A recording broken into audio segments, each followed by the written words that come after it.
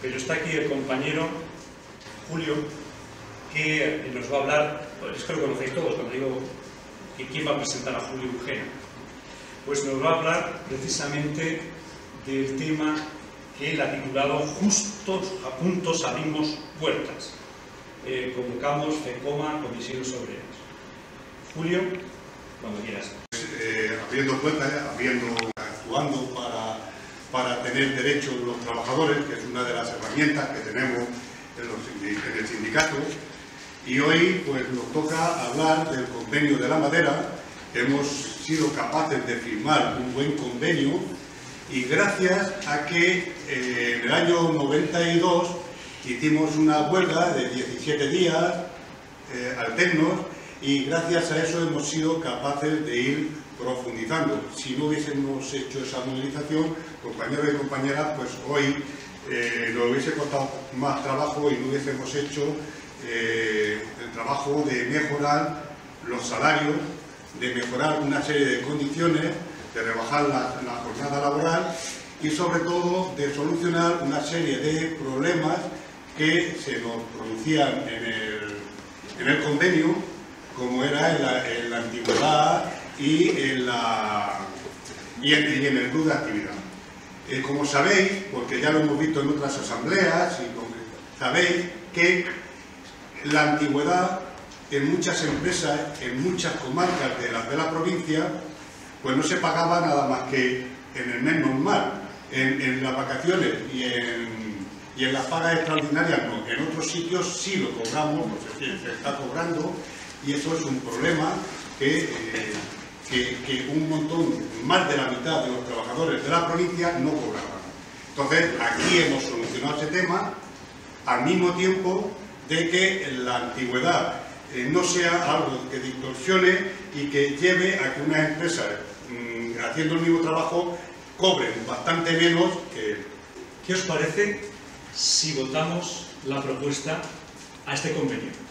Mano alzada, votos a favor de la propuesta de Julio. Los 26 que asistieron, la 26 personas. Julio, como ves, y estas están. Muchas gracias.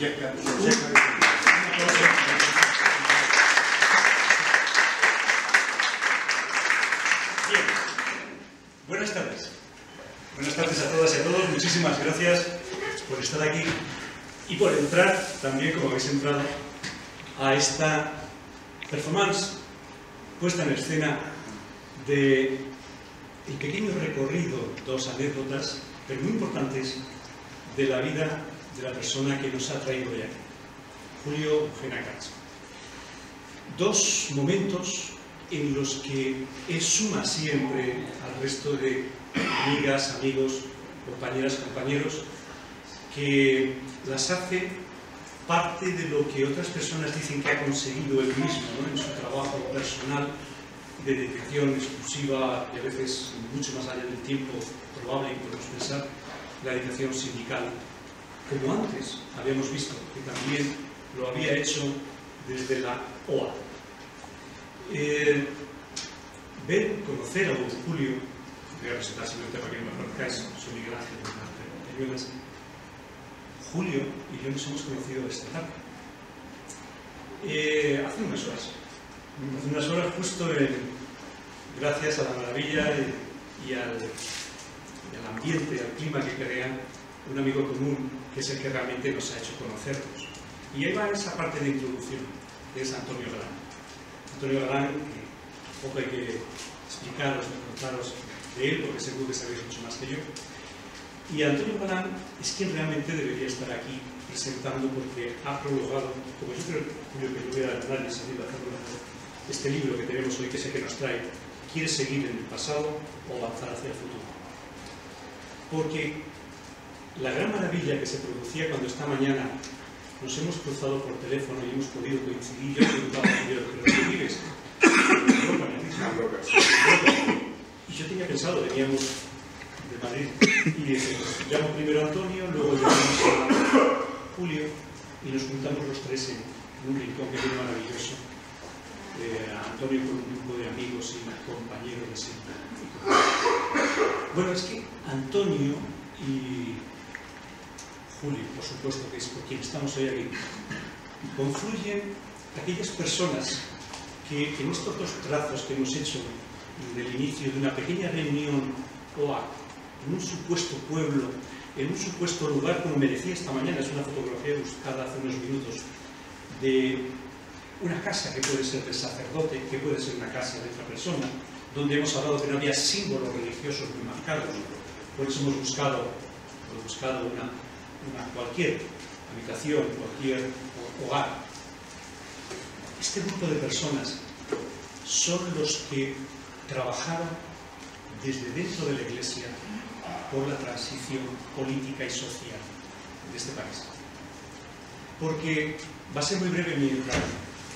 Y es, la transición no la han entendido tristemente, y hay algunas personas, o muchas, que se lo creen, que la transición se hizo desde arriba, que lo hicieron los padres de la política, que lo hicieron también ciertos personajes regios, pero hemos visto que no son tan regios, y son otras cosas, precisamente en estas horas que está pasando lo que está pasando en este país. Y no es una mera anécdota. No lo hicieron, por tanto, los reyes, no lo hicieron los políticos, no la hizo un congreso que entonces no era elegido democráticamente, sino que lo hicieron muchos años desde que acaba la guerra civil, cada uno con su lucha, desde el maquis en su sitio, desde las personas que se quedan clandestinamente, desde los que se van fuera y aportan las fuerzas y los elementos necesarios para que los de aquí sobrevivan, y aquellos jóvenes que quedan pequeños reductos que la Iglesia, después del concilio, como muy bien ha dicho, el Concilio Vaticano II, que inicia Juan XXIII, es una Iglesia que intenta abrirse al mundo de una forma muy inteligente, en la que dice: ¿qué papel tiene la Iglesia en un momento en el que hay unas ideologías tremendamente difuminadas por todo el astro que es la Tierra? ¿Qué hace el cristianismo? ¿Cómo puede trabajar? ¿Cómo puede converger? ¿Cómo puede convivir con el socialismo? ¿Cómo puede convivir? Y cuando digo socialismo es porque intenta ser suave para no hablar del comunismo, etcétera, y del anarquismo, que muchas veces también en este país no se habla del anarquismo, o no se habla casi nada, desde la dictadura. Esa Iglesia que luego empezamos a conocerlas algunos otros, esa Iglesia que nos habla de la teología de la liberación, una Iglesia en la que están matando sacerdotes en otro continente, es una Iglesia que es verdad que desde sus orígenes siempre ha tenido unos grupos que trabajan por los oprimidos, por los desgastados, por los desgraciados. En esa Iglesia, por unos convenios muy interesantes, que son los tratados que hay entre la Santa Sede y el gobierno español, porque no hay que olvidar que la Santa Sede y muchos obispos, como el obispo Playtenier, pues abogan que la guerra civil fue una guerra de cruzada.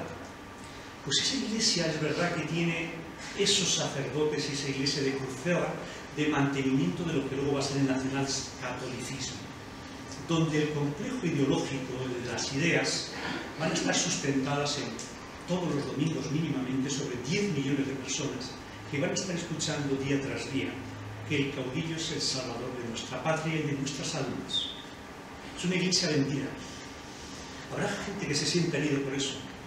No pasa nada, tienen la libertad, y lo han hecho durante muchísimos años, de rebatir estas palabras.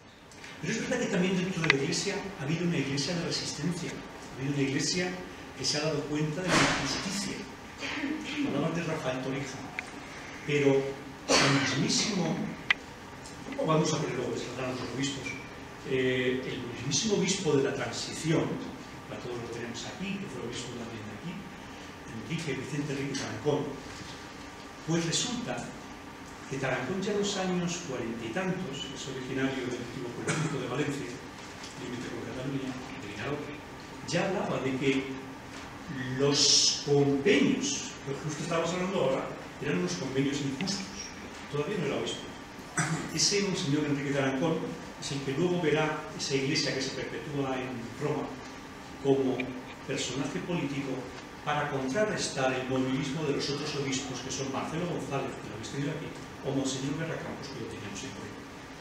Por tanto, es en la Iglesia de la jerarquía, pero en la Iglesia de la base, estaba la lucha. Y eso lo tuvo la OA, la JOC, la GEC y muchos otros grupos que estaban dentro. Y estaban en ese paraguas que nos ha permitido esta tarde vivirlo durante unos minutos. Ese paraguas de que en los acuerdos entre España y el Vaticano, las casas, los lugares de la cristiandad estaban, por decirlo de alguna forma, protegidos y eran inviolables para las fuerzas de orden público. Por tanto, no se podría sabotear lo que dentro se hiciera, excepto lo que luego la historia nos llevó a ver, que varios ministros del Interior con el gobierno franquistas sí lo hicieron y hasta se produjeron muertes, porque había muchos delegados y también militantes de sindicatos que sus reivindicaciones terminaban en la Iglesia, pero al ser sacados por la fuerza, por tanto violando ya los acuerdos, se produjeron muertes, como es el caso de Bilbao, mientras era ministro del Interior, alguien que es el señor el Fraga Iribarne. Y hay más, hay muchos más. Pero lo que hemos visto aquí es lo dulce, lo hermoso y lo duro también, porque ya termino de esta pequeña introducción, porque justo estas personas que se van para ver, pensar, juzgar, que era nuestro pueblo, terminan en la acción política, en la acción social. Son personas muy concienciadas. Hay frases que se pueden aquilatar en oro. Esta mañana decía Antonio, mientras simplemente tomábamos una cerveza, y decía, es que yo no puedo dejar de pensar, es que no puedo dejar de ver, de analizar. Es como, lo contaba casi como una enfermedad, una conversación en la que con estas dos personas estás tomando una cerveza un viernes por la mañana, y aparece Gramsci, pero aparece el duelo, los problemas de un barrio de Santa María de Benquerencia y la benquerencia que le tiene Antonio a su barrio porque se enamora de todo lo que han trabajado esta gente. Y descubrir por Antonio a Julio me lleva a otro personaje que al indagarlo, al preguntarle a Antonio por Julio, resulta que hay un paralelismo. Y él llega a la acción política, porque es política, todo es política, si empezamos ya simplemente leyendo a Platón, leyendo a Aristóteles y mucho antes de hecho Sócrates y todos los anteriores de la Magna Grecia. ¿Qué ocurre? Que llegan a la política porque han sido esos pececillos que se han salvado, me permitís la alegoría o la imagen, como un pez religioso, y que han logrado. Hace muchos años yo quise descubrir quiénes eran los verdaderos protagonistas de la transición. Y como he empezado enumerado aquellos que muchísimos han desaparecido, donde miles están en las cunetas, donde otros miles murieron en las cárceles, donde otros miles se tuvieron que marchar fuera, donde otros miles se quedaron aquí y sufrieron lo indecible, lo incontable o lo que ya está contado y conocéis. Y ellos son parte de un trabajo que yo había hecho, que dentro de la Iglesia había gente que luchaba por cambiar nuestra sociedad. Y para cambiar nuestra sociedad hay que cambiar las mentes. Y ellos las tienen lucidísimas, jóvenes y potentes.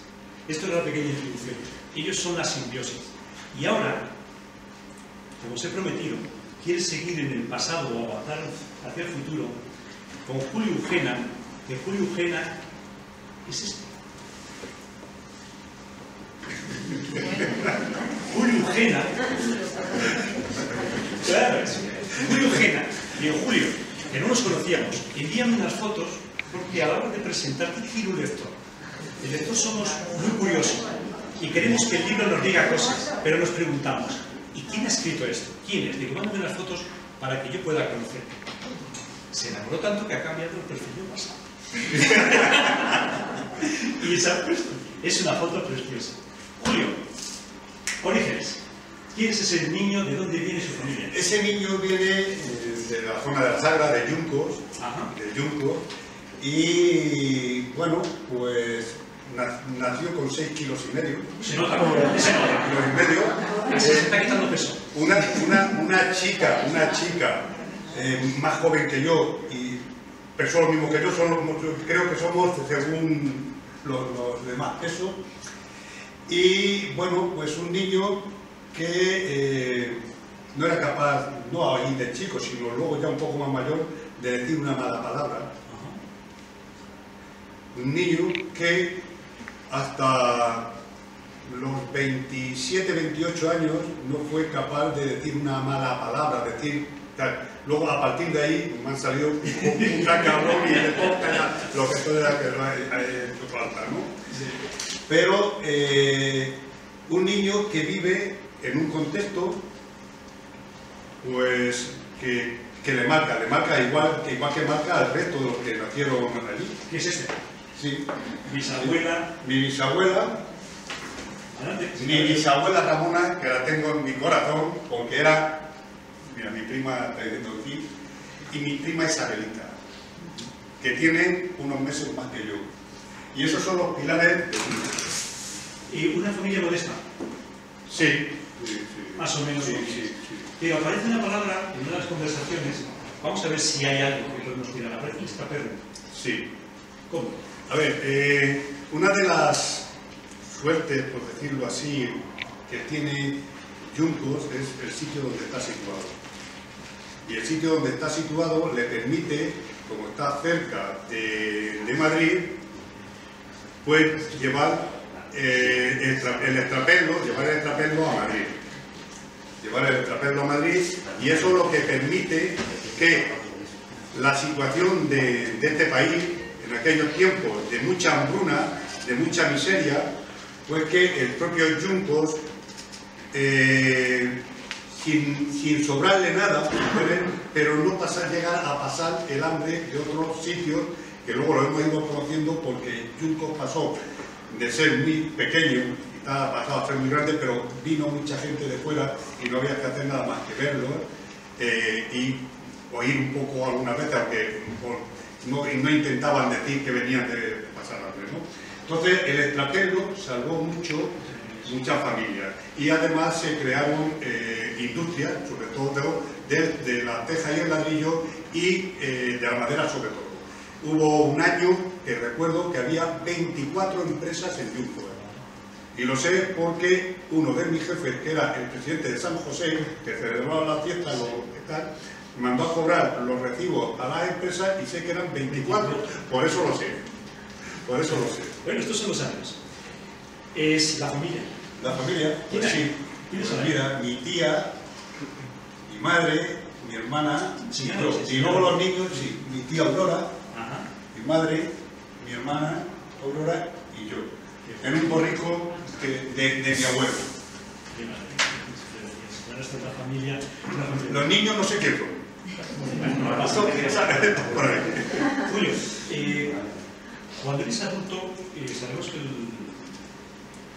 ¿qué tienes de tu madre y qué tienes de tu padre? ¿Qué tengo de mi padre y qué tengo de mi madre? No sabía qué decirte. Pues ahora es un buen momento.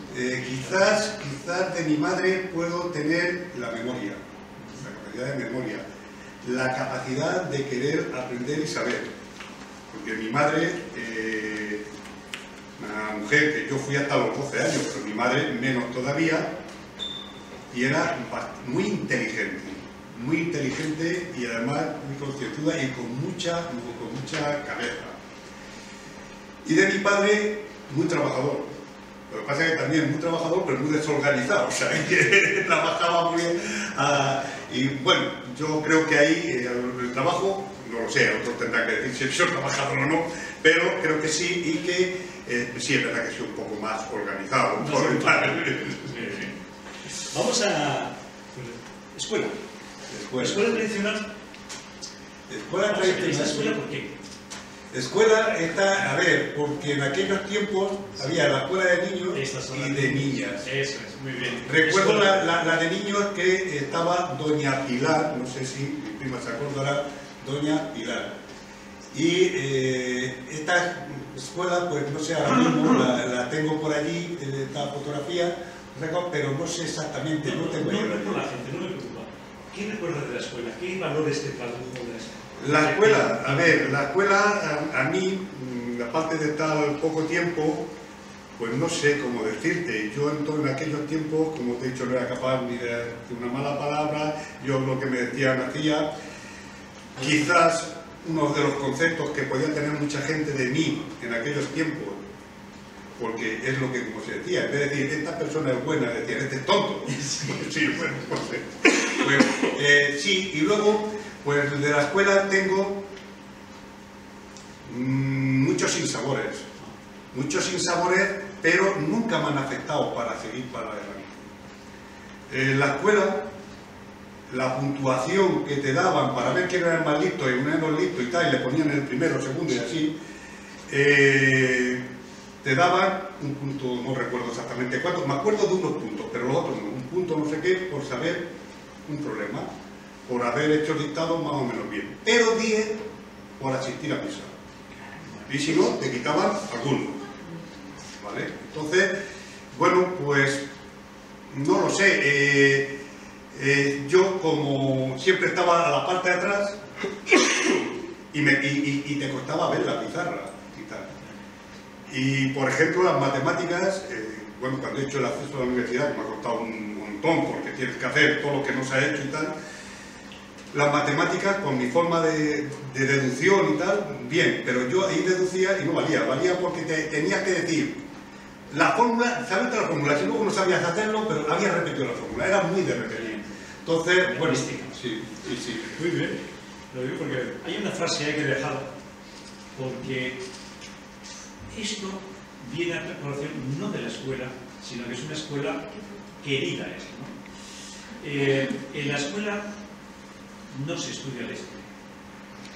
Por tanto, tú descubres, volveremos ahora a cosas más médicas, pero esa escuela, como ahora está discutiéndose, qué es lo que no ha aparecido en los currícula, en los temarios de nuestras escuelas, de nuestros institutos, de la propia universidad, para que los ciudadanos de hoy no sepamos la historia. ¿Qué ha ocurrido? ¿Dónde ha estado la censura? ¿Ha sido promovida? ¿Ha habido autocensura por el propio profesorado, por los propios maestros? Por tanto, la historia no te llega. ¿Cuándo te llega por primera vez una simbiosis o los primeros coletazos de que ocurrió alguna tragedia en España que hizo que se dividiera y apareciera el silencio? El silencio, además quiero hablar de algunos silencios porque hará 6 o 7 meses que he empezado a descubrir cosas de la familia que no sabía por ese miedo que se producía. Yo cuando empiezo a saber que la sociedad es lo que es, que hay, pues empiezo a conocerlo cuando llega un sacerdote a Yuncos, Matías, como bien decías tú antes, y bueno, pues a ver, la iglesia de pequeño, pues a mí me ponían el trajetito, primero por los 10 puntos y luego segundo me ponían el trajetito y tienes que ir y a las procesiones, que eso era pues la leche.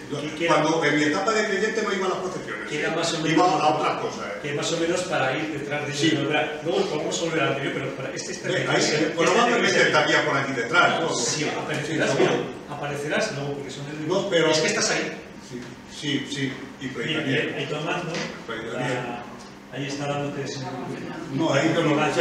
Esto es una referencia cuando decía que salía en profesiones. Sí. Esta es la iglesia que, como tú dices, te da los 10 puntos en la escuela. Sí, pero que yo iba, pero no por creyente, no, sino que, bueno, yo empiezo primero a entender lo que pasa en la sociedad, que existe explotación en las empresas, que existe dominación política y que nos tienen callados. ¿Qué tal? Empieza cuando llega, y entiendo que la iglesia, porque también es otra de las cuestiones de la OA, quiere cambiar esa propia iglesia. Quiere que la iglesia sea más del pueblo y con el pueblo tal. Tiene esa doble vertiente, que es la que antes no se decía. Entonces, yo empiezo a saber ahí, en esas primeras reuniones, allí, las primeras reuniones no eran ni en el salón parroquial, era en la parte de arriba, en la casa, y es donde yo empiezo a tomar conciencia, eso sí, no lo sé por qué ni por qué no, porque yo entro y voy como una moto sin hacer trabajo. Yo, un compañero de trabajo me invita a una reunión que han convocado y voy y me enamoro enamoré del tema, vi que aquello era la cosa y fue cuando empecé a saber, y hasta ahora, cuando decimos ese silencio y tal, no es algo que en mi familia, mi abuelo, sus hermanos, tal, eran republicanos, que además tuvieron procesados, a uno y mi bisabuelo, que le ponen, que era un blasfemo, le ponían. Eso no sé si lo sabrás firmar. Le ponen en el que era un blasfemo. Y creo yo, por lo que no le llegué a conocer, pero por lo que me han dicho era lo más bendito y tal. Entonces, entiendo, y no se ha hablado nunca, por lo cual no solamente es que la escuela no lo dijera, que el otro no lo dijera, sino que el miedo a decir ciertas cosas, no me he enterado. Y yo ahora me he enterado. Y me he enterado cómo salieron huyendo de Juncos cuando los citas desde Toledo iban avanzando para allá. Como en un carro salieron y dejaron los animales en el patio, los chorizos de la matanza colgados por allí y todas esas cosas. Ahora. Es una parte de la memoria. Para todas y por todos podéis participar y lo vais a hacer. Y si queréis interrumpirnos a estas propias en cuanto acabemos esto, las protagonistas son vosotras. Es la iglesia de la que hablábamos, porque claro, aquí hemos hablado de OA, hemos hablado de movimientos que están dentro de la iglesia. Aquí tenemos a Rafael Torija, que lo hablábamos antes, y Pleiadeniel, que realmente han salido artículos, pero hoy en día, que llegan a decir de Pleiadeniel que es el obispo que ha sido representante de los obreros. O sea, se ha llegado a decir. Esto lo decimos, o intento decirlo de una forma aséptica, lo menos tendenciosa posible, pero los he puesto a los dos, uno contra otro, o arriba o abajo uno u otro, porque es verdad cómo depende qué es lo que cuente el mensajero, qué es lo que cuenten los medios, para configurar nuestro pensamiento o nuestras creencias, ¿no? Es muy importante, lo decía al principio, una iglesia que repite constantemente un mensaje llega un momento a pensar que es el real, que es el nuestro amigo. Y este es el personaje. Esta es la iglesia que conociste, que habéis vivido, porque realmente de ahí vienes de hacer estas procesiones de los pueblos, donde seguro que hiciste el monaguillo. Yo no tenía ningún tipo de creencia, simplemente era aquello de ir. Igual que en la confirmación, por lo que vemos aquí. Sí, me dijeron que hay que confirmarse, pues hay que confirmarse, o sea, que tampoco... Efectivamente. Estás en una militancia de OA hasta 1992, eso me lo comenté. Juventud y tradición. ¿Cómo es tu juventud? Pues mi juventud... En cuanto a estas fiestas... Esta fiesta, eso es correr los gallos, los que se van a ir a la mili, los quintos, que en su día era una salvajada, porque ponían, yo no lo he conocido, ponían al gallo atado y le tiraban. Ahí son naranjas que con un pincho se iba a coger la naranja y luego se lo daba a... Entonces, sí, a la moza o a la moza y tal. Entonces, mi juventud fue normal. Bueno, normal, sí es verdad que ahora cuando se habla de bullying, digo, de todas las cosas estas que se hacen a los chavales y tal, pues yo sí lo he sufrido, pero otras veces sí lo he sufrido. Incluso mi padre se tuvo que coger una vez y coger a uno porque, bueno, pues y se metía mucho conmigo. No, pero yo, todo eso, a mí nunca me afectó como ahora mismo psicológicamente está afectando a mucha gente y la está haciendo muchos años.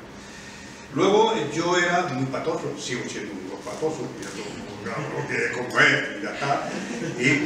Y entonces, bueno, pues jugar al fútbol era, después de que desde los pasos y empiezas a coger, ya me quedo con Julio, que es el último que queda, y ya está, ¿no? Entonces, y saltar y todo eso. Entonces, sí, y luego, pues es verdad que eran muchas horas de trabajo. Mi padre tenía una tienda y aparte de horas de trabajo también le echaba una mano. Y entonces, lo que era la diversión o lo que sea era los sábados por la tarde y los domingos, que luego había que recogerse pronto, que luego había que... Y los sábados por la tarde después de haber estado trabajando desde las 5 de la mañana y por la tarde incluso haciendo otras horas más y tal. Entonces era muy podemos trabajar siempre en la madera. En la madera. Sí, bueno, sí, luego en casa también echaba una mano allí en la tienda, e incluso llevaba las cartas al correo algunas veces, que tocaba palitas con mi padre. Es un poco llamativo para... ¿Por qué?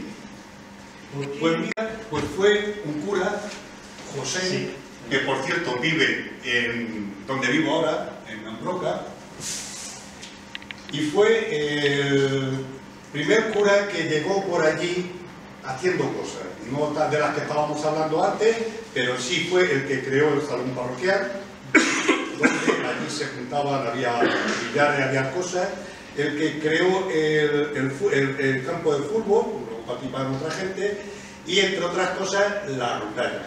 Y entonces ahí sí que estoy, igual, es muy torpón, tocando la bandurria.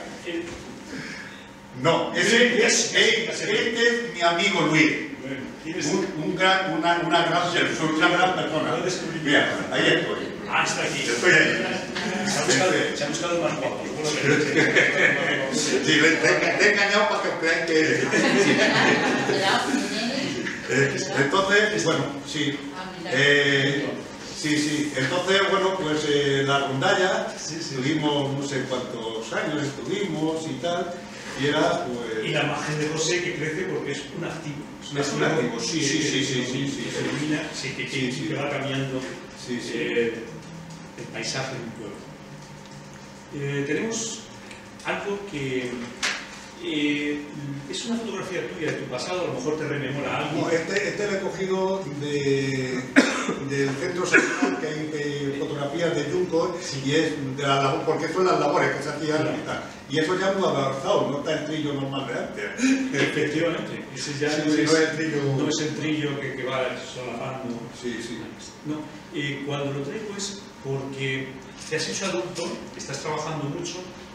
Esa España que vives, atención, de la Villa Hilares, que está cogido, no es una de las manos, sino de la villa, porque esa España, como hemos oído, nos ha contado, trabaja mucho. Esa España de rural tiene 2 trabajos, descansa los sábados, y algunos no llegan ni a trabajar eso, y hacen una huida.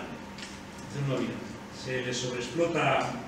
Ahora se está hablando mucho de la España vacía o de la España vaciada. Julio, muchos del pueblo se marchan. Y entonces nos vamos a empresas nuestras. Esto está sacado de las primeras empresas que van a Santa María de Querencia. Eso es estándar. Es estándar eléctrico. Sí. Primeras, lo estudié después. Sí, pero esta yo no la conocía. La habrás sacado de algún. Claro, no, la has sacado para el tema. Julio, ¿cuándo sientes la necesidad de que hay que salir del pueblo? A ver, del pueblo sale gente, pero Yuncos ha recibido más gente de la que ha salido. No he tenido nunca el problema. Yuncos en el año 1950 había 1001 habitantes. En esas fechas que viene ahí, pues podían ser 2.700, 2.800. En Yuncos viene mucha gente de La Mata, del Carpio, de Andalucía, vienen de muchos sitios a trabajar, y luego da trabajo no solamente a la gente del pueblo, sino a los pueblos de alrededor, que van en bicicleta, la mayoría. ¿Cuándo Julio piensa que tiene que marcharse de Yuncos o dar el paso? Es decir, ahí quiero entrar, ¿cuándo entra un mecanismo tuyo para la sindicación? No, yo me sindico estando en Yuncos, sigo trabajando en Yuncos, yo hago mi labor, soy en el 79 concejal, bueno, cuarto teniente de alcalde, porque la ley decía que proporcionalmente era los tenientes de alcalde, no porque si fuera ahora no hubiese sido.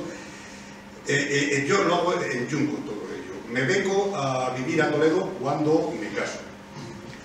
Me vuelvo otra vez, a Yuncos. Paso luego por Olías, vuelvo otra vez a Yuncos, y en Yuncos, ya lo último, estoy hasta el 2007. Hasta el 2007. Entonces yo, la mayoría de la militancia fuera de los desde el sindicato ha sido en Yuncos, en las fábricas, en el ayuntamiento, por los problemas del agua, donde, lo que decíamos antes, nos perseguía la Guardia Civil, teníamos un montón de problemas. Tengo una anécdota por ahí donde dice, oye, que te están esperando, vienen vestidos de personas, pero creo que son guardias civiles. Vienen vestidos de personas. Diseña ciudades. Bueno, de lo que te iba a decir, que ahí en el estándar, lo que ha salido antes, pues me trae un recuerdo, ahí no está, porque ahí trabajaba mi mujer. Concha. Sí. Sí, y mi cuñada que está también por ahí, y Teresita y un montón de gente que está por ahí. Ahí estábamos, en la Sí. Bueno, sindicalismo. ¿Cómo entras? ¿Cuáles son las primeras acciones? Porque luego el libro tiene un alter ego, como muy bien define Antonio, en uno de los personajes que queremos identificar, pero no solo tiene también, que nos tiene que contestar que hay mucho de su biografía. Porque vamos a ver los personajes hay de biografía tuya y de otros. No lo sé, puede haber. Pero ni es autobiografía, porque no es autobiografía, ni he pretendido que lo fuera. Lo que pasa es que es verdad que si yo quiero transmitir algo, quiero transmitir de dónde veníamos, qué es lo que hemos pasado, qué es lo que se ha conseguido, qué se está perdiendo, dónde podemos llegar. Si quiero transmitir eso y quiero que sea fiable, quiero que tenga fuerza, pues tengo que contarlo de lo que conozco, y de lo que conozco directamente. Y entonces hay muchos hechos míos y de mucha gente, pero no es... Además, es lo que más me fastidia, que no soy capaz de decir con esa fuerza, o con la fuerza que no sé si es mucha o poco, con la que tenga el libro, decirlo si me invento eso sin haberlo conocido. Entonces, son hechos reales, no es autobiografía. Me hubiese costado mucho menos hacer una autobiografía y hacerlo de 2000 páginas, porque mi forma para decir esto es blanco necesito 3 folios. Entonces, el escoger todo esto y no hacer una autobiografía y hacerlo y decir, me tengo que ceñir a pocas páginas, que ya me han aconsejado que el libro, como les pegue el nuevo y como con 200 ya veremos, a ver si lo quieren, pero como les pongan más grande, olvídate. Entonces eso a mí me ha costado bastante, ¿no? ¿Cómo eran aquellos años del sindicalismo y cómo lo has visto cuando te marchas? ¿Te marchas de la nación? No, incluso sigo perteneciendo a un órgano del sindicato, sigo estando en algo, cabalito, lo que no me gusta. Pero bueno, alguien tiene que estar y al final, pues la militancia te lleva a muchos sitios. O sea, sigo siendo un miembro de la Comisión de Garantías a nivel estatal, de la Federación de mi federación. ¿Cómo ha evolucionado? ¿Cómo has visto el sindicalismo? A ver, yo primero, ¿cómo llego? Pues yo llego, como he dicho antes, cogiendo conciencia y empezando en la fábrica a hablar de los derechos, de cómo están las cosas, que hay que luchar y tal. Y además hay una cuestión, yo tardo en afiliarme a comisiones, y porque siempre, y por ejemplo Izquierda Unida, que estuve luego he vuelto otra vez y tal, tardo en hacerlo por una razón, porque hay un momento, o por lo menos yo me creía así, yo ahora mismo voy a grupo y me conocen y más, pero en un momento donde sí era verdad que si yo decía tiramos por aquí, se venía mucha gente, y yo siempre, mi forma de meditar es que la gente tiene que ir concienciar y creyéndoselo, no porque vaya detrás de nadie. Entonces yo tardé en afiliarme, pero yo desde el principio estaba cercano a comisiones. Bueno, pues yo todo esto lo estaba haciendo, tenía contactos y tal, y bueno, pues se plantearon las elecciones sindicales, y antes de plantearse también un compañero, el Teja, alguno de los centros, pues fue el pastelero, el Teja, el conflicto, pues me afilió, y entonces hicimos las primeras elecciones sindicales, que si no recuerdo mal debió de ser en el año 80. Fíjate cómo sé si serían de las primeras elecciones sindicales que no había ni preaviso. Llegaba uno por ahí y decía, oye, que voy a hacer las elecciones sindicales, que eso creaba muchos problemas. Por eso algunas de las cosas que vienen en el libro de aquellos tiempos. Y entonces, bueno, pues desde entonces me afilié, y hubo en el año 90, me plantearon que me liberara, que a mí no me gusta la palabra esa, y por lo menos cuando vas con compromiso de liberarte, nada, contrario. Entonces, en el año 90 estuve 7 meses preparando la campaña de las elecciones sindicales, y las elecciones sindicales me volví a la fábrica, y en el año 92, después de la huelga de la madera, pues me plantean que me venga. Sí, que no, que tal, que cual, que no, si vente para 4 años, venga, vale, para 4 años, que bueno, pues va siguiendo, y he pasado por muchos sitios, por muchas cosas y tal. He estado a través del sindicato, he estado en otras cuestiones, en varias fundaciones. Por cierto, cuidado, sin sobre, que no, yo no soy del PP, sin sobre, sin sobresueldos, yo tenía mi salario, por cierto, igual, y aquí algunos lo saben, cobrábamos lo mismo que cobrábamos en la fábrica, no más, aunque tuviéramos 24 horas, con lo cual, es verdad que luego con el tiempo se mejoraron y tal, con lo cual, bueno, a lo que me decías antes, pues sí, empiezo ahí y empiezan a animarme a que me venga, que tal, para cual.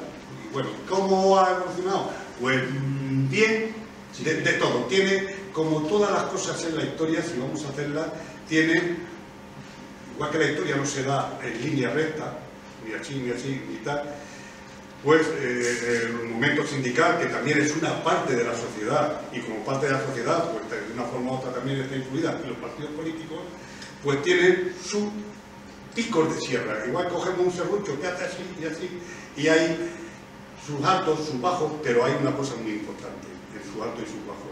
Si la tendencia global es hacia arriba o hacia abajo, y ha sido hacia arriba y sigue siendo hacia arriba, aún en los momentos jodidos y fastidiados que se pueden vivir. Y quedan 4, me parece, un poquitas. Aquí es un trabajo digno, es una de las manifestaciones, ¿verdad? Eso se me esquivia. Esquivias, porque se les debían 3 meses. Sí. En el libro hay unas referencias, además muy cercanas, a quiénes son los que participan en determinadas huelgas, quiénes lo quieren. Si aparece el personaje que no cree nunca en la fuerza de grupo y que se desvincula. Te digo una anécdota. Sí, claro. Bueno, de todas formas está en el libro, pero bueno. A ver, cierran una empresa, la cierran, llegan allí, se encuentran los trabajadores cerrados, me llaman, me voy corriendo para allá. Total, que empezamos allí a, bueno, ¿qué hay que hacer? Bueno, pues hay que luchar, que no sé qué, vamos, pues lo hacemos. Y uno de los dueños, bueno, de los dueños, en estas cosas se da muchas veces que son 3 o 4, pero es uno, es que como en otros muchos sitios. Pues resulta que vive en una zona extraordinaria en Madrid, rodeado de los jugadores del Real Madrid, y tiene una imagen, pues mira, lo mejor que podemos hacer, porque además tiene, y además hasta llevarlo, de hecho, buscaba y no tenía ningún bien, lo tenía toda la mujer y nunca había trabajado. Bueno, pues digo, vamos allí, y hombre, cuando vea ese movimiento con toda la gente, y me dice un trabajador, bueno, ¿y por qué no nos encerramos en el ayuntamiento? No se hace un encierro en el ayuntamiento. Digo, sí, cuando queráis, y tal, pues, ¿cuándo queréis que nos encerremos? Y dice, no, pero no eres tú el que te tienes que encerrar. Tú solo, y digo, no, eres tú, yo voy a acompañarte, y voy a ir de los primeros, pero eres tú el que te tiene. O sea, de eso lo hay así. Van a las 11 de la noche a esperarte a que llegue de que vienes de hacer una asamblea de un montón de kilómetros y estás esperándote allí a que le resuelvas cosas que luego después te ponen a parir. O sea, que sí que eso también lo tiene. El libro que estás aplicado en un par de anécdotas de historias. Nos queda una, es el futuro, otras movilizaciones, la juventud. El libro, ya sabemos, podéis imaginar quién es el hijo. La altura más o menos, el chiquitín, pues el de... Estoy ahí, esa foto la corté a posta, porque ahí a la mano derecha, pues llegué yo por allí y me puse la cadena, pero yo no estaba encadenado, me la puse por encima, y primero, hombre, que no estoy encadenado. Pero por eso lo corté, sí. El libro, porque estamos, si te das cuenta, ya llegando a los últimos minutos para conocer un poco a Julio, hablas mucho de la necesidad de que se implique la juventud. ¿Eres optimista? ¿O de las palabras de esta mañana? Las palabras de esta mañana es que muchas veces, no, pero que las tengo, pero siempre se me olvidan cómo son. Y preferiría que me dijera las palabras que ha dicho Antonio del pesimismo y el optimismo, porque es que siempre las tengo ahí, pero soy pesimista, ¿cómo es? Vamos a ver, el pesimismo de la inteligencia. La inteligencia nace de la realidad está muy jodida. Pero está el optimismo de la voluntad. El que hay que seguir para adelante, etcétera, etcétera, etcétera. Es una característica que define muy bien a Julio. Julio Pena es una persona que no se ha parado, y que sigue luchando, etcétera, etcétera, etcétera. Yo quiero aprovechar que ya te hago la palabra y para que no vamos a participar mucho más, para decir que si os dais cuenta, y eso es una de las cuestiones que, bueno, muchas de las cuestiones de las que Julio plantea en el libro, os habéis dado cuenta que él ha hablado de tomar conciencia. ¿No habéis oído esa palabra? Aunque no os hayáis dado cuenta.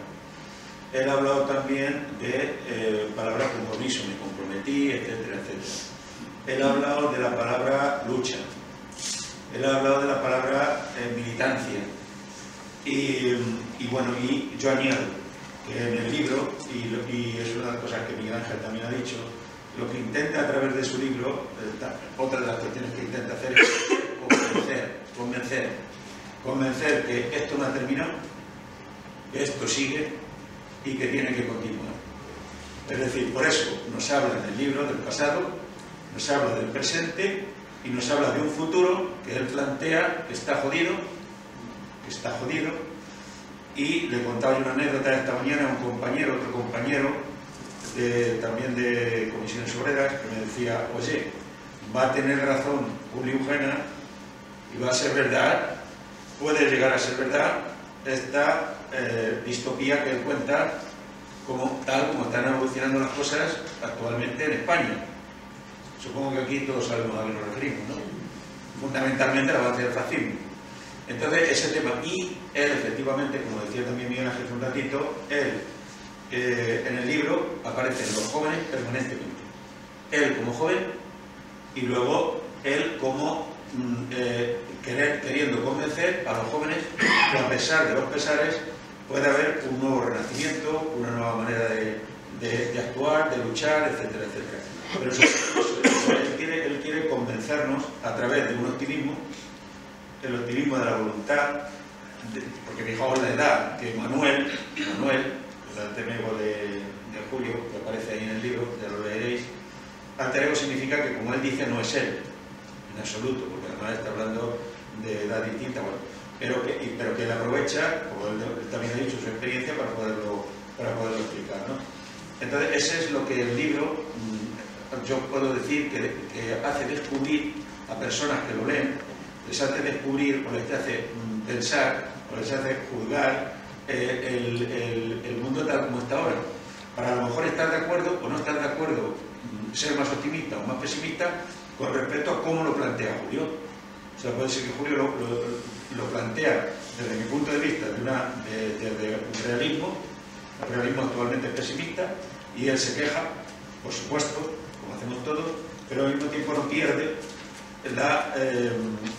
la necesidad de seguir luchando y convenciendo, luchando, militando, estando, etc. Y una cosa importantísima que lo tenéis que tener en cuenta es que a pesar de que él esté ahora mismo, haya escrito un libro, pero es que él sigue escribiendo la historia. Es decir, lo sabéis todos los que tenéis ahí, que siempre le veréis. Yo le decía esta mañana, si es que Julio todavía sigue con el megáfono. La madre que le parió. Pero vamos a ver, y nosotros ya el megáfono, ¿dónde andamos con el megáfono? Pero Julio sigue con el megáfono, sigue en la primera línea de la pancarta. Si hay que decir lo que hay que decir, lo dice en voz alta y que se entienda claramente, pero siempre buscando la complicidad de la gente, porque eso es otra cosa que la tiene muy clarita, que él no se tiene que avanzar individualmente, que él habla también mucho, y en el libro también lo hace, de la organización. Y todo, ya para terminar, y así termina de verdad, por el tema, una palabra clave que para él, que es el tema de la libertad.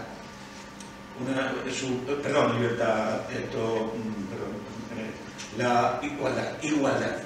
O sea, si conocéis a Julio, su cuestión también fundamental es el tema de la igualdad. La igualdad en profundidad, reflexionando sobre ella, etcétera, etcétera. Bueno, si hace falta, digo alguna cosa más que se vea. Pero que haya puesto ahí una foto, claro, no te podía faltar tu tierra, tu Cuenca. Eso es la plaza de Cuenca. Efectivamente, ¿no? Sí, bueno. Es un detalle queríamos terminar, esto es una introducción. Es alguien que me dijo, dice, por favor, concha. Sí. Mientras veníamos en el coche, no es entrar en personal, siempre que pensamos en personas que os dedicáis, os habéis dedicado en cuerpo y alma, sean mujeres, lo habéis hecho muchas, o sean hombres, siempre tenéis que tener una pareja que sea un aporte, el aporte de qué, del equilibrio, de la comprensión. ¿Cómo lo definirías?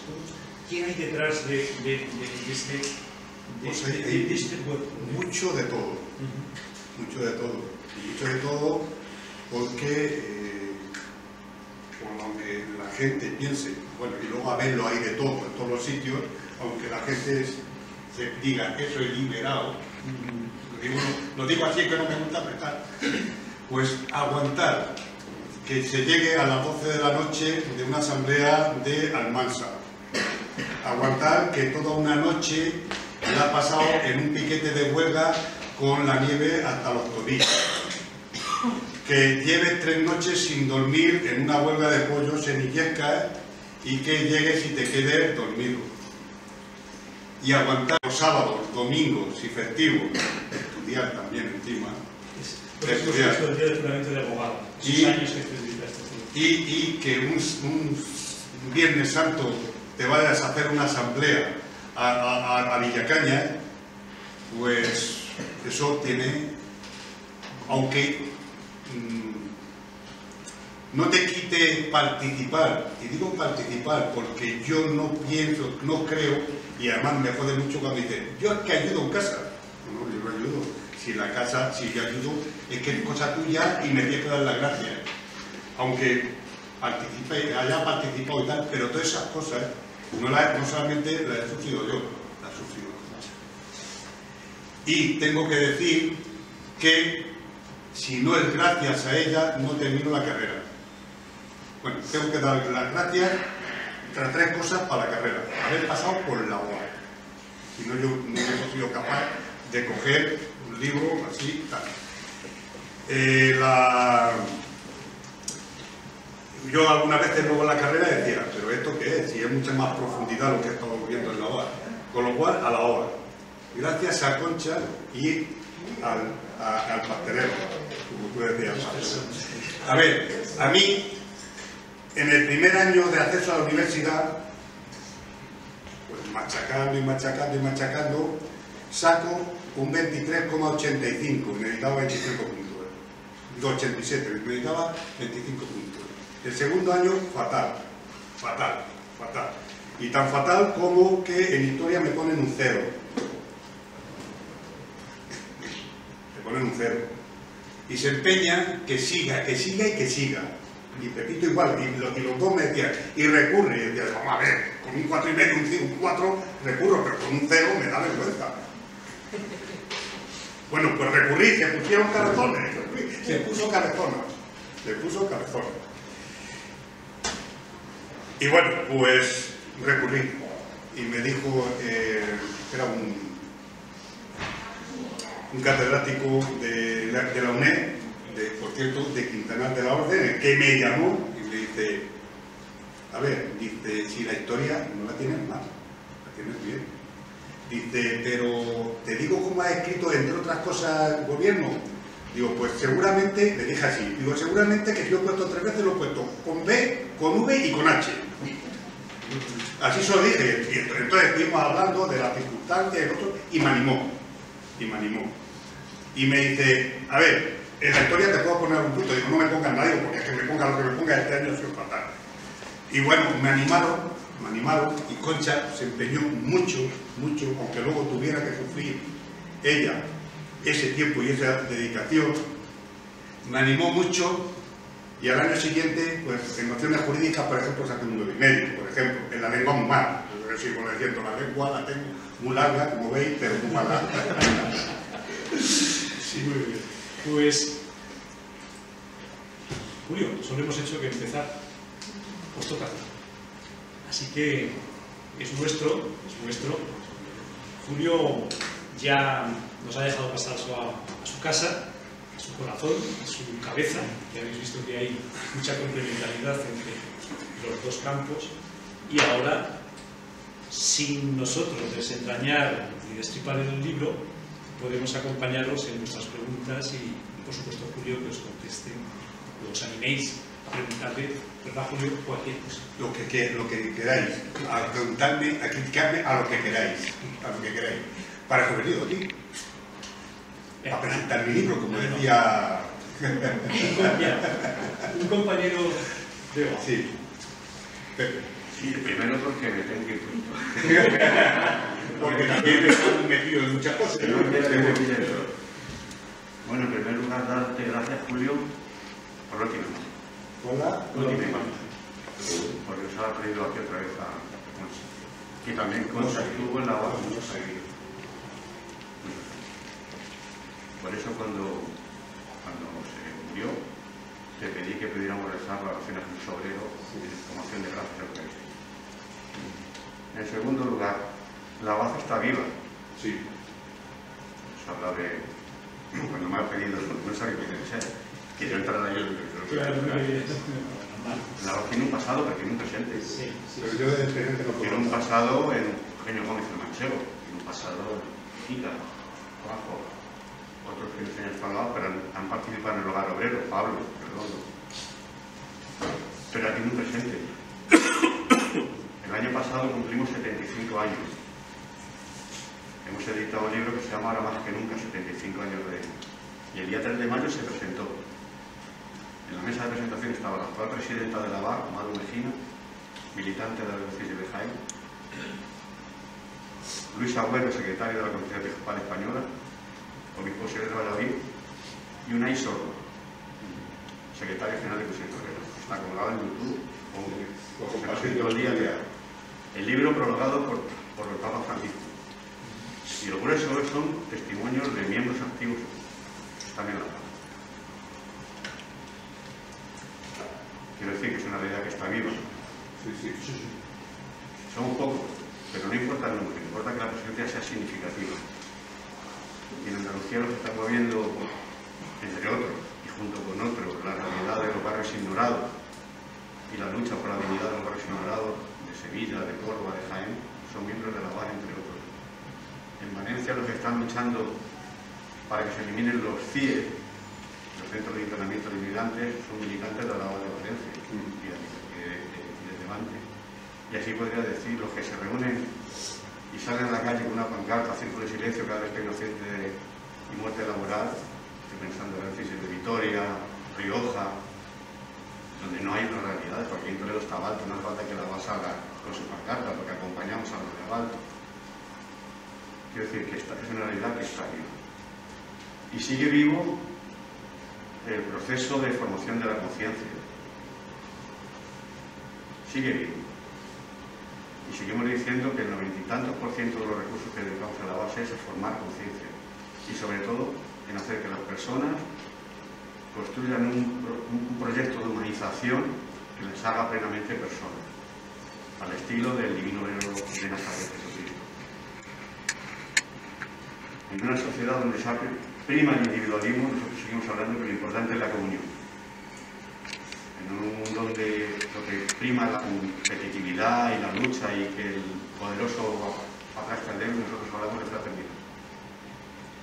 Y eso Julio lo vive en una visión secular, pero compartimos de mi manera de una construcción de sociedad donde la persona se ha puesto en el centro de toda la actividad humana.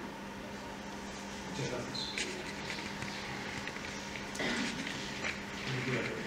Además, los compañeros los amigos de Madrid, están en muchos centros y dan lo que has dicho de buscar dónde están los más desfavorecidos y dedicarse totalmente. Y hablo ya de nuestra zona. Sí, yo quería preguntarte, Julio, que cómo ves realmente el futuro del sindicalismo, dado las actuales circunstancias que está pasando.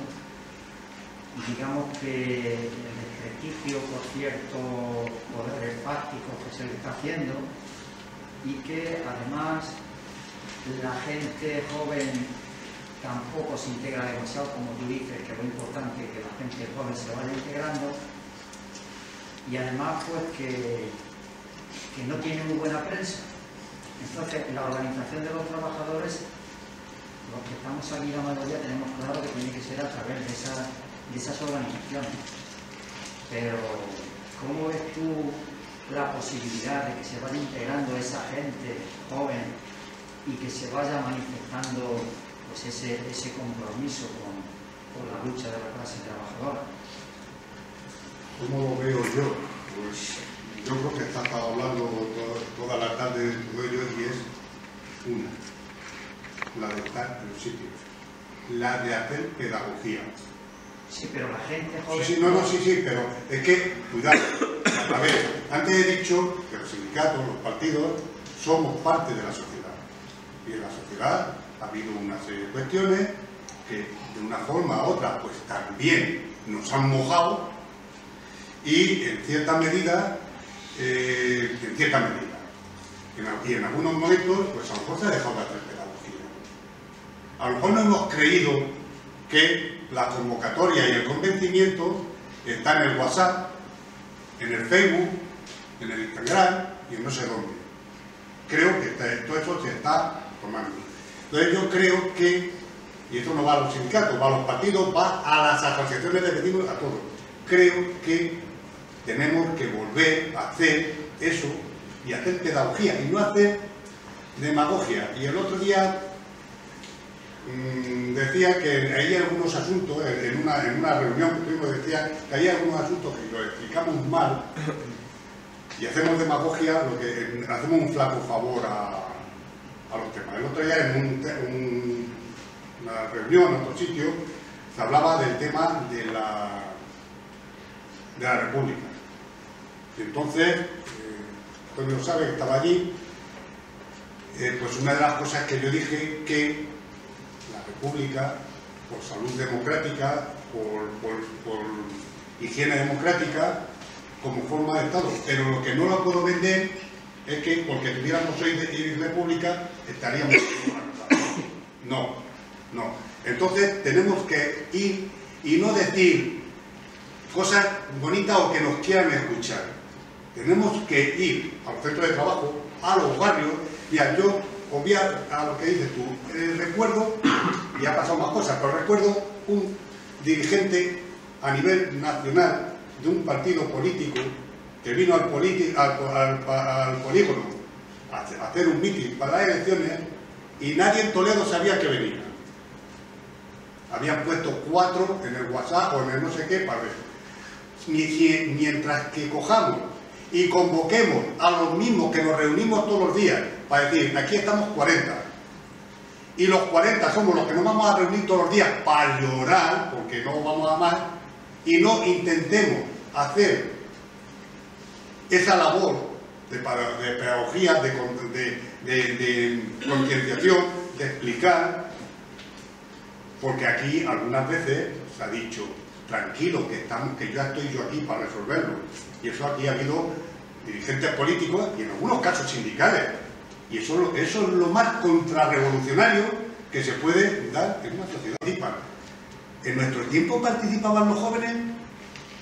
Pregunto. ¿En nuestro tiempo la sociedad participaba mayoritariamente? Pregunto.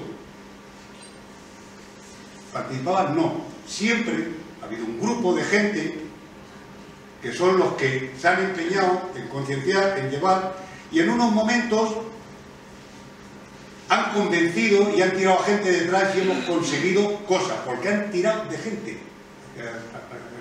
En otros momentos eso se ha combinado con que se ponía de moda, también.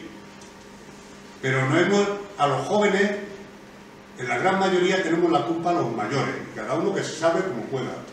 Le hemos explicado que lo que tienen hoy nos ha costado lo que hemos estado diciendo antes, se lo explicamos, incluso militantes, no estoy hablando de pueblo, militantes, le hemos explicado que hay que comprometerse, que hay que luchar, que eso no ha caído del cielo.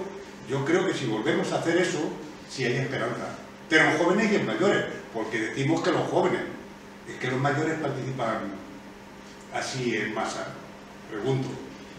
Entonces yo creo que sí hay, pero hay que volver, aunque algunos nos llamen antiguos, y sin olvidar las nuevas herramientas que tenemos, que también están ahí, el Facebook, lo otro, sin olvidarlas y también no dejarlo a un lado, pero sí volver a lo que nos ha dado crecimiento en otro momento, que es explicar a la gente y llevarle y concienciarles y convencerles, no vencerles. No sé si te he dado respuesta o no. Es complicado,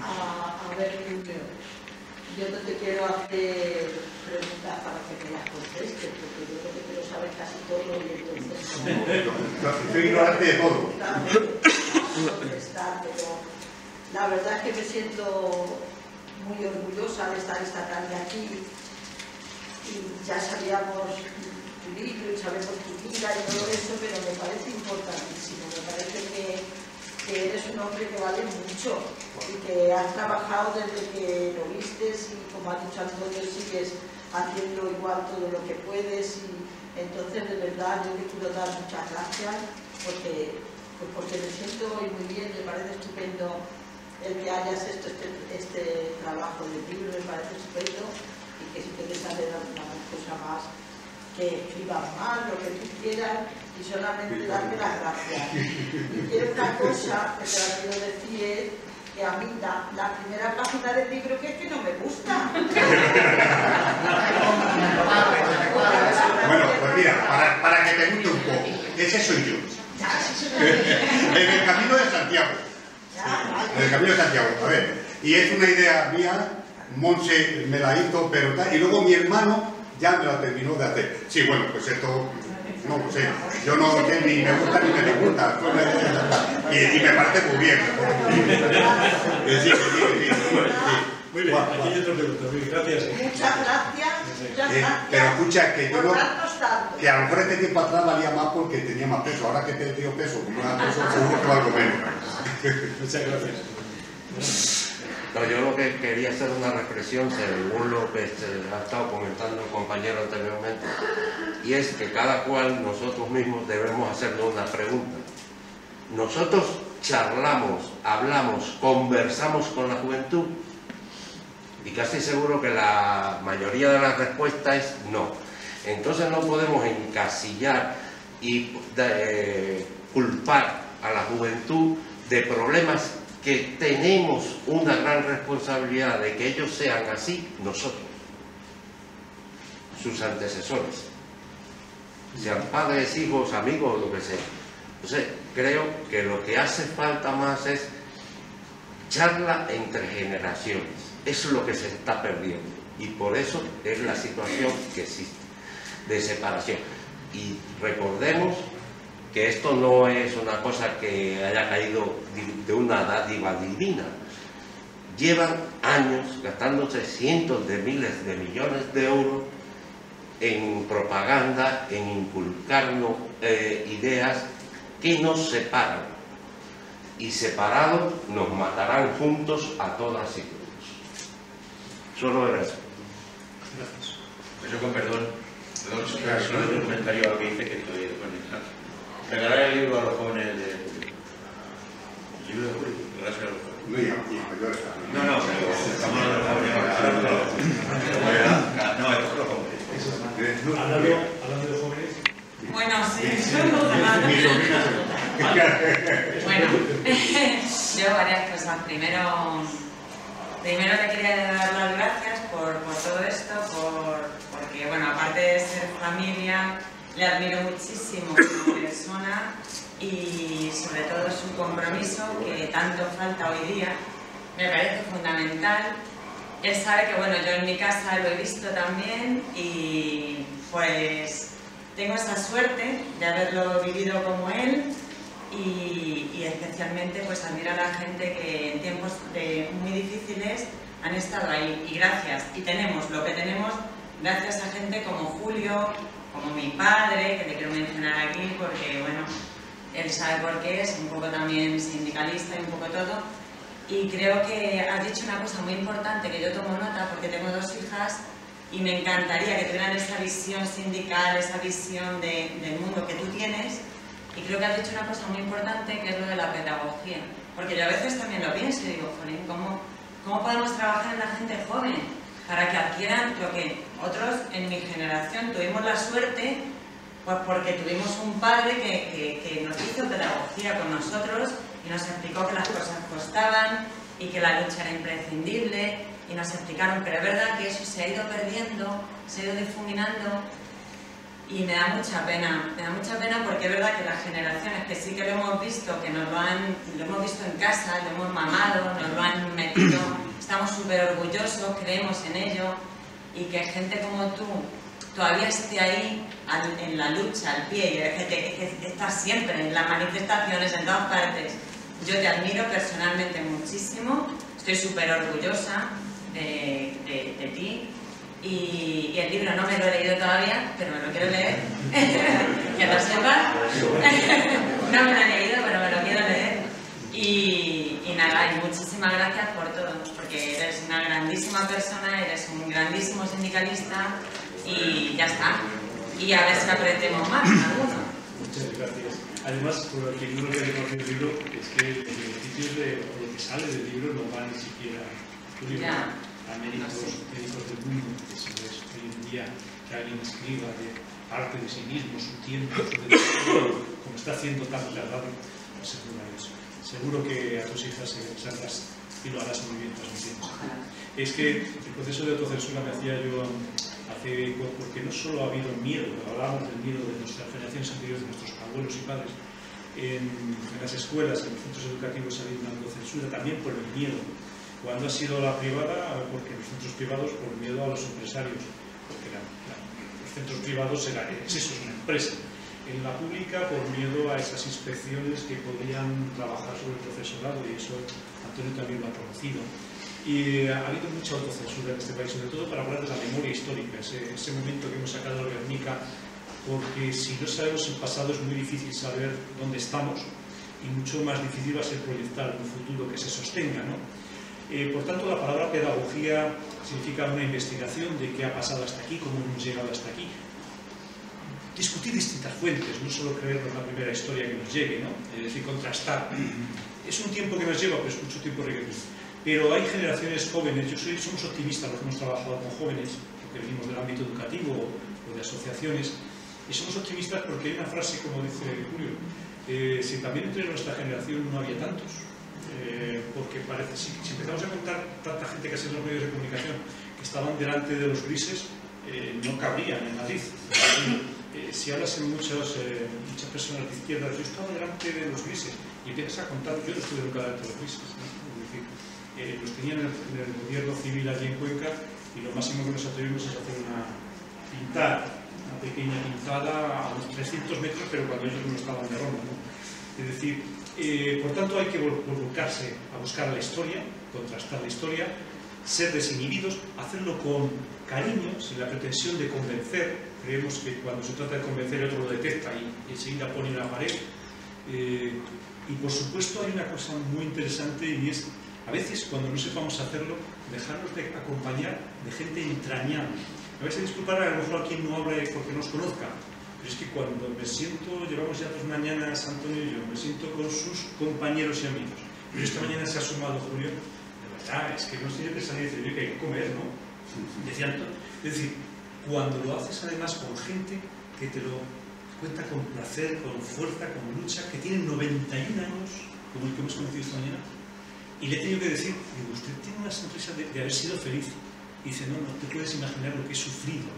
Bueno, esas personas que han sufrido, pero que han batallado, que siguen luchando y que con 91 años está ahí discutiendo todavía de qué pasa en el mundo, en su ciudad, en su pueblo esta mañana, es a quien también podemos pegarnos.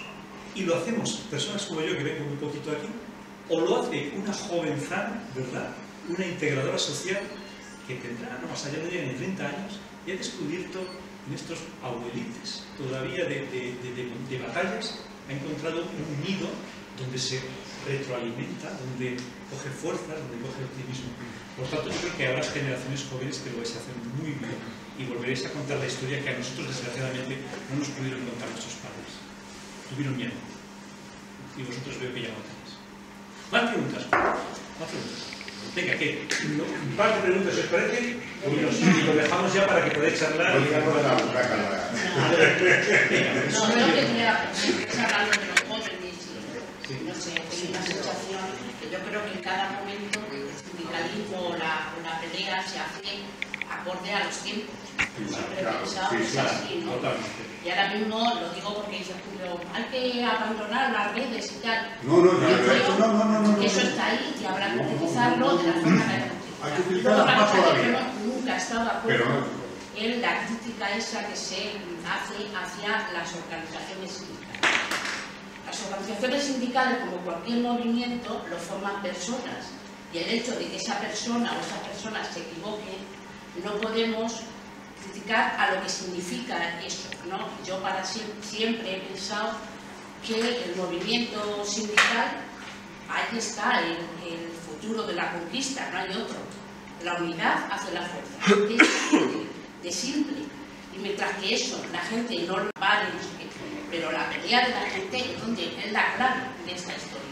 Y mientras que los jóvenes no entiendan que lo que tienen ha costado y que mañana lo pueden perder de un plumazo, ellos sabrán, ¿no? Yo, de verdad, cuando decimos que hay que hacerles, yo creo que los jóvenes ahora mismo tienen la suficiente información, seguramente más que nosotros, para saber qué deben de hacer o cómo lo deben de hacer. Mira, yo con el tema de Vox es un fenómeno que me da realmente espanto, me da miedo. ¿Ustedes creen de verdad que los jóvenes no saben lo que significa esa organización, lo que significa, y que si mañana no piensas como ellos, son capaces de que se lo ven en el Parlamento, ¿no? Entonces, si no calculan o no están midiendo las consecuencias que esto trae, porque claro, también hay un dato que dice que hay, es decir, la mayoría de los votos los reciben de ese colectivo. Entonces, a mí me preocupa, o sea, sinceramente lo digo, pero bueno, a estas alturas de la película, chavales que ni han conocido a Franco, ni, es decir, ¿cómo se pueden ver arropados por esta gentuza? No se les puede llamar de otra forma, simplemente porque no comparten que otra gente piense diferente a ellos. Entonces, por eso los trato así, y porque me parece que quieren cargarse algo tan valioso como es la democracia de un país. Y yo me preocupa de verdad de los jóvenes, y yo creo que Julio no tenemos la culpa los mayores. Yo, Julio, me da mucha rabia que estemos continuamente flagelándonos, que si la culpa la tiene el sindicato, que si la culpa la tienen los mayores. Yo no lo comparto. Yo creo que los jóvenes hoy día tienen la suficiente información, y si no la tienen, que la busquen, que la tienen más fácil seguramente que lo tuve yo en tiempos mozos, para que se informen, es que lo tienen, es decir, que se informen de uno, de otro, que tengan ese interés, esa preocupación que tuvimos en otro momento nosotros. Yo de verdad no lo comparto. Yo esa idea que tenéis de que no hablamos, no sé, vamos, imagino que también dependerá de cada familia, ¿no? De cada uno, pero yo no lo he tenido yo de ver muy claro esto, de que tengamos la culpa los mayores. A ver, los mayores, yo, y tú seguramente, pero yo voy a hablar porque siempre me gusta algo porque lo puedo decir con fuerza. Yo lo he dicho antes, estaba ahí en mi pueblo, no sabía que existía la lucha de clases, no sabía que existían los partidos, no sabía lo que era la explotación, no sabía nada de eso. Llegaron unos mayores y me lo dijeron. Yo hoy he dicho a alguna gente, hoy quiero decir en este contexto, es que tenemos que explicar, y dice, ya lo saben, no. Tiene mucha información, y yo te voy a decir, no.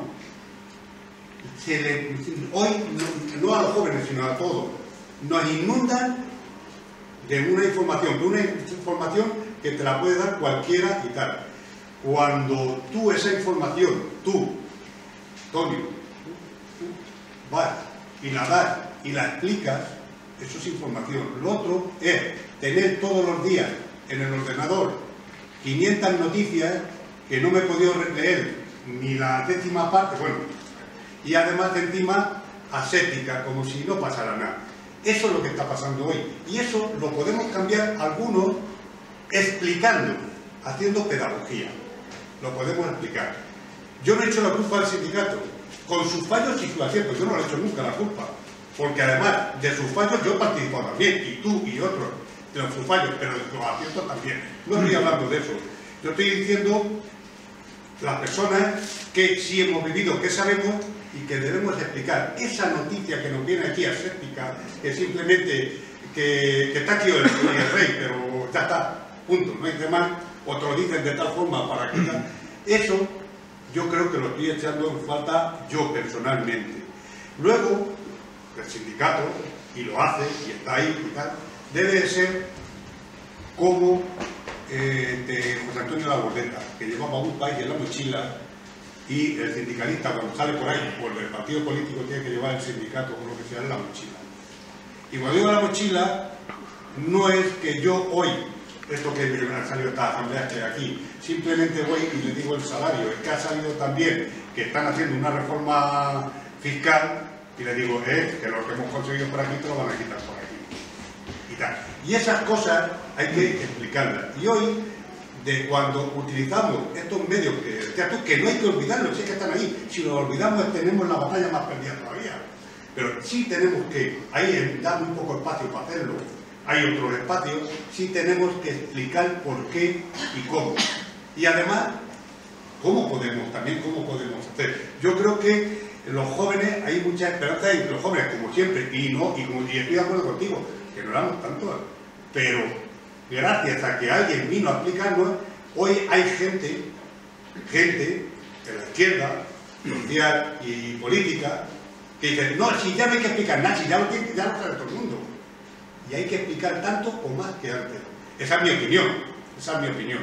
Entonces, yo creo que eso es una de las cuestiones que faltan. Y luego, estoy de acuerdo contigo, el sindicato es parte de la sociedad y está en la sociedad. Y si se separa, como algunas veces nos plantean, es que tú tienes que ir el primero. Sí, yo voy a ir el primero, pero 2 pasitos delante de ti, para tirar de ti. Porque si me voy a aquella pared, no me vas a ver, no puedes seguirme.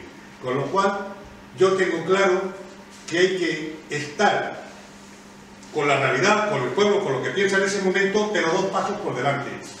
No hacer la revolución desde allí, desde aquella pared, porque no me ve y entonces no va a servir para nada. Eso es cómo combinarlo, pues eso es una de las cosas que tendremos que potenciar y ver. Tendremos que ver cómo también somos capaces de explicar que todo el mundo, su palabra es válida y que seamos capaces en los sitios, equivocados o no equivocados, decir nuestra opinión y formarnos nuestra opinión y nunca seguir a nadie, ni al mejor, estar con él, aprender de él, pero cuando seguimos a alguien dejamos de perseguir la verdad. Pero si estamos a su lado, y eso es lo que yo creo que hay que hacer, pedagogía para buscar que esas cosas se hagan. Yo creo que esas son el optimismo y lo que yo pienso que nos puede llevar. Si no, lo demás lo tenemos ya más que perdido. Y bueno, pues no lo sé, yo sí soy optimista en el sentido de decir que, bueno, 40 años duró una dictadura, o 40 y tantos. Y no se murió la dictadura en la cama, por mucho que nos digan. Fueron los sindicatos, principalmente, y algunos partidos políticos, los que empujaron y lucharon para que se consiguiera. La dictadura no murió en la cama como nos hacen ver, duró mucho, y tal. Y se consiguió con cosas que hoy dicen muchos revolucionarios que hacen la revolución 3 veces al día. En el libro también hablo de algunos de ellos. Hacen 3 veces al día la revolución en el salón de su casa, con los amigos que no le van a contradecir, y en la barra del bar cuando no hay alguien del poder que esté por allí. Hacen 3 veces la revolución al día. Sí, pero, perdón, que me he liado un poco con el tema. Pedagogía y optimismo. No, pero eso sí que, vamos a ver, y por ahí tenemos mucho que hacer, y yo quiero ser optimista. Creo que igual que se acabó con la dictadura, creo que igual que se hizo una constitución, que a lo que iba, que nos la critica mucho, que qué hicimos con la constitución. Pues mira, hicimos una cosa, y además lo trajeron. ¿Quién lo trajeron? Y no pudieron llegar más allá. Los que ponían todos los días los muertos, los encarcelados y los torturados. Esos son los que lo trajeron y a eso es a los que se les dice que por qué no se hizo más. Y quien lo dice, después de que se le ha dejado eso preparado, llevamos otros tantos años y esos que critican esa parte, ¿dónde están con lo que han hecho para cambiar la sociedad? Los movimientos, perdonad, voy a terminar ya con esto. A ver, las mareas. Las mareas muchas nacieron diciendo, los sindicatos que fallan, tenemos que ir nosotros. Los sindicatos que fallan, tenemos que ir nosotros. No he visto que las mareas, y cuidado, que las respeto y estoy allí, he participado muchas de ellas. No he visto que hayan hecho algo distinto y hayan cambiado la sociedad, como ellos critican que el resto no lo han hecho. No sé si con esto... por favor, lo digo porque tengamos un tiempo para que tengáis un tiempo. Hay dos preguntas, ¿alguien más? Porque para recogeros, sí, porque terminamos con esas dos intervenciones. Que además vienen a vender libros ahí también. Pues, sí, hay Antonio, pues empezamos, creo que ha sido la primera. Yo no voy a hacer ninguna pregunta porque se enrolla la respuesta y ya no tenemos tiempo. Pero sí le conozco un poquito, así de vista y tal. Y hay una cosa que para mí es muy importante en esta vida y es la coherencia. Y esa palabra con mayúsculas es Julio Eugenia. Es un ser coherente, trabajador y luchador. Y entonces ha llegado aquí ahora y de esta forma porque realmente ha creído en él. Aparte de que mucha gente le dijera cualquier cosa o las críticas o los comentarios no favorables, ¿no? Pero es un trabajador nato y es respetuoso con todo y con todos, ¿vale? Y para mí, aparte de buena persona, porque decía, ¿qué tengo de mi padre? Lo buena persona que es. Y hasta algún tic hace así de vez en cuando que tiene de su padre. Pero si algo tiene que no sé de quién es la coherencia y el respeto. Y para mí eso ya es una manera de transmitir, de educar y de muchas veces con el ejemplo es la mejor forma de enseñar, ¿no? Entonces si alguien le sigue, le escucha, no mucho porque cuando se enrolla no entiende mucho, pero sí que es verdad que es un ejemplo en sí mismo, no tendrá fallos como los tenemos todos, pero honradez y coherencia fundamental. Entonces, no te conozco mucho, pero ya te conozco. Muchas gracias. Yo, bueno, muy rápido porque ya es muy tarde. En primer lugar, quería 2 o 3 reflexiones más que preguntas. En primer lugar, Julio, tú no eres mayor porque decía un científico que una gente se hace mayor cuando pierde la ilusión y a ti te veo con mucha ilusión. Segundo, lo que hablamos de pedagogía con los jóvenes, yo creo que la mejor pedagogía es el ejemplo. Hace 11 años o 12, los jóvenes de España fueron un ejemplo mundial con una salida a la calle y yo creo que la izquierda tradicional no supo o no supimos aprovechar ese impulso. Tuvieron que salir partidos nuevos, movimientos nuevos, porque no se les hizo el caso suficiente. Yo en Toledo, que llevo muchos años, he vivido en los movimientos de izquierda unas luchas caínistas terribles, que han hecho que mucha gente joven diga, va, todos los políticos son iguales, etcétera. Y creo que hay esperanza, en primer lugar porque la lucha sindical es muy importante, pero también ahora hay otras luchas que la gente mayor tenemos que irnos sumando, como es la ecología, el cambio climático, la migración, el refugio, etcétera, etcétera. Y creo, a lo mejor mi intuición femenina me engaña, pero creo que es un movimiento importante. Parece ser que por fin pueda haber una especie de confluencia, de no estirarnos los trastos unos a otras, y podemos hacer buscando las cosas que nos unen, y creo que eso atraería mucho a los jóvenes. No sé si Julio está de acuerdo. Sí, algunas cosas de esas que dices, últimas de confluencia, de cómo y tal, que tiene mucho que ver la participación y tal, también viene recogido aquí. Al final, es un poco de ensayo al final, no mucho, pero viene recogido. Y en cuanto a lo de viejo joven, no, yo tengo claro, y además cuando me han preguntado, siempre digo una cosa: quiero morirme joven, dentro de muchos años. Creo que con eso, o sea, que con 105 años se puede ser joven, no vale, pegar salto, pero se puede seguir de más. Muchas gracias. Y Antonio, si le dejamos a Antonio... Bueno, es que se están diciendo muchas cosas muy interesantes, pero que son inicios de debate que vamos a hacer. Y no está mal, no está mal. Como hemos empezado, Miguel Ángel nos ha preparado aquí una historia que es como, al final, a mí me gustaría empezar a decir, es la participación. Es decir, el no terminar con nuestra historia, etcétera, y eso lo ha sacado Miguel Ángel del libro. Yo también lo he visto en el libro, con las asambleas, con las reuniones de fines de semana, con las de uno, con las de otro, etcétera, está en el libro. Y eso es lo que, porque Miguel Ángel también ha leído el libro.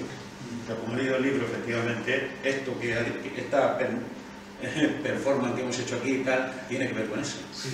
Es decir, y tiene que ver con esto. Y bueno, a ver, yo soy también de los optimistas, ¿eh? O sea, evidentemente tenemos que quejarnos de que los jóvenes, de que los viejos y tal, pero yo soy optimista. Yo creo que hay dos cuestiones fundamentales que tenemos que influir, que es el tema de la educación, estamos continuamente en la pedagogía, la educación, y que la educación tiene que cambiar por medio de leyes educativas, como se está cambiando, se está cambiando el tema de la situación de la mujer en esta sociedad, cómo se está cambiando. Es decir, tenemos que conseguir que haya leyes. Eso lo decía Goyo también hace un momentito, es muy importante. Es decir, tenemos que saber hacia dónde dirigir nuestra no solo pedagogía,